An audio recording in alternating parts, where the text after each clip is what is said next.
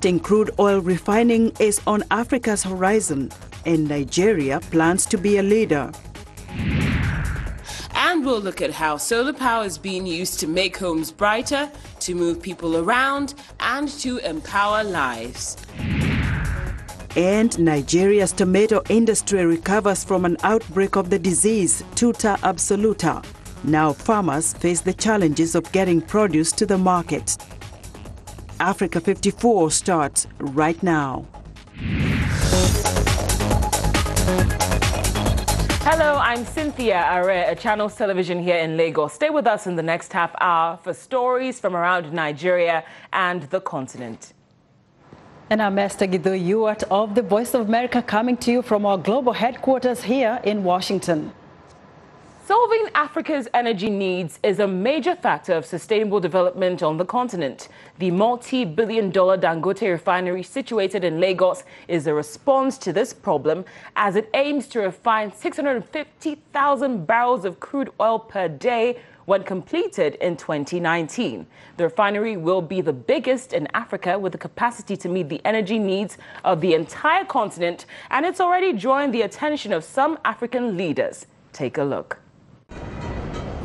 The ongoing $14 billion Dangote Petroleum Refinery project, sitting on 2,153 hectares of land in Lekki Trade Zone in Lagos, when completed, will be the largest single-line refinery in the world. With a target to refine 650,000 barrels of crude oil daily and yield 55.2 million litres of PMS, 3.4 million litres of diesel, and 8.8 million litres of aviation jet fuel daily, the refinery not only surpasses the country's energy needs, but will serve the entire continent. Leaders already optimistic about the project, including the President of Togo, Faure Gnassingbé, pay visits to the refinery. For the Vice President of Nigeria, Professor Yemi Osinbajo, his high rating of the project is premised on the lasting solution it will bring to years of Nigeria's power supply challenges. This is incredible. If that can be done, it's a major strategic asset for Nigeria. It will boost our power supply tremendously. And certainly, for me, that's one of the most important projects that could be done in this country. And it certainly is going to be a major boost for industry. The brain behind this massive project, Africa's richest man, Aliko Dangote, explains how the value chain in the sector will be harnessed. He played host to the central bank governor, who emphasizes the ripple effect it will have on the country. There won't be any shortage anymore. And then, money will not be tied down. You don't have to go and import 3-4 months stock because, we have the refinery is working.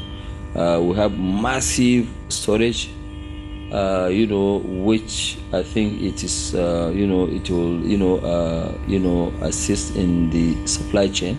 We expect that by the time these projects are completed, he will be exporting these products to the point where he will be selling foreign exchange to Nigeria, to Nigerians, and to Central Bank of Nigeria to the tune of almost about $6 billion a year.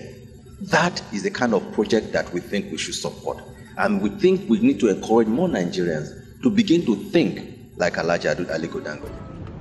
Come 2019, when this milestone is achieved, the impact of Africa's oil sector is expected to be felt tremendously, as well as her growing scale economies, which rely heavily on crude oil as a foreign exchange earner.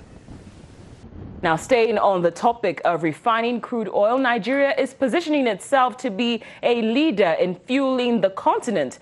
Joining us now to discuss this is Channels Television's energy correspondent, Phillipsolu. Thank you very much for joining us on Africa 54. Thank you, Cynthia, for having me. Now, I've actually been to this massive Dangote refinery. How is it going to be when 650,000 barrels of crude oil is actually refined on a daily basis? Let me give you a sense of it.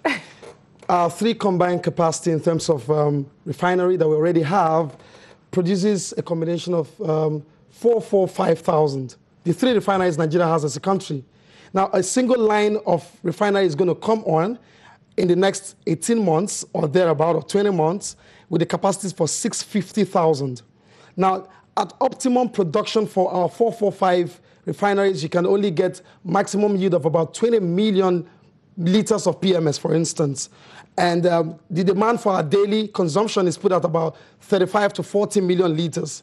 This single refinery will do at least 52 million liters of PMS, aside other derivatives like diesel, kerosene, HHK, aviation fuel, and all of that. There's also another leg to that. There's a petrochemical company coming up that helps for the fertilizer company, and it's going to be powered by gas.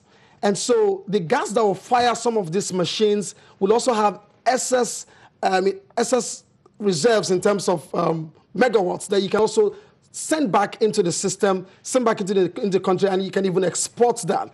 And this Dangote Refinery, for me, I'm so excited because it's something that will take us to a land where we've been dreaming of. Well, we're talking about excitement. You're excited about this. Even other African leaders are excited. They're even coming to look at this refinery, and it's not even done yet. Tell us about the kind of impact we're going to see, especially for the continent, not just Nigeria. Nigeria is a big brother along the Gulf of Guinea. And so with this refinery that is, I should mention, is overlooking the ocean, makes it easy for export. So we are not just going to be exporting crude, we're going to be exporting finished product. So rather than wait for petroleum products to come from as far as refineries in Holland, refineries in Saudi Arabia, refineries in India, some of our West African brothers will buy our petroleum product when that refinery is up and running. And because it's overlooking the ocean, it's easy for you to travel less than few thousand miles, nautical miles away from Nigeria and get this product supplied to you. And so Nigeria will be a hub of refinery in terms of capacity for local penetration and also West African and other African countries penetration. So this is huge, this is massive. And so instead of looking to the east or looking to the west, they can actually look into West Africa. Well, one of the major benefits of this is employment. As we speak, as construction is going on the over 2,000 acres of land for this massive billion-dollar project, about 50,000 people are already geared to be working on that site right now. What kind of numbers are we going to see when it's done, when it's ready? I almost want to leave that to imagination. Look at the trickle effects of the petrochemical company, the fertilizer company, those that will be employed. Look at the host community around that Badagry area. I should say around the Lekki, Ibeji, where it's situated. Yes. The number of ancillary jobs it will provide, social services, truck drivers, road maintenance. The list goes on. You want me to keep? No. Oh, my goodness. So we'll leave it to the imagination. That's where we're going to have to leave it for now. But we're very glad you could join us on Africa 54. Thank you very much. Thank you very much, Cynthia. Thank you. Thank you. And while the energy sector works on sustainable solutions, environmentalists are working to save elephants. Conservationists in Malawi have begun the largest ever relocation of elephants in Africa. Non-profit African Parks is moving 500 elephants from 2 overcrowded wildlife reserves in the south of the country to a new elephant sanctuary in central Malawi. Lamek Masina reports for VOA about the relocation exercise at the new sanctuary.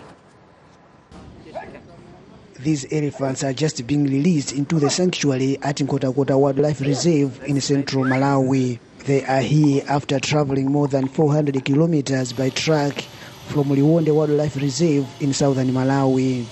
The initiative by non-profit Africa Parks is to restock the reserve, which has lost a lot of animals because of poaching. Officials say there will be an electric fence to help protect the animals. This one is registered in 8.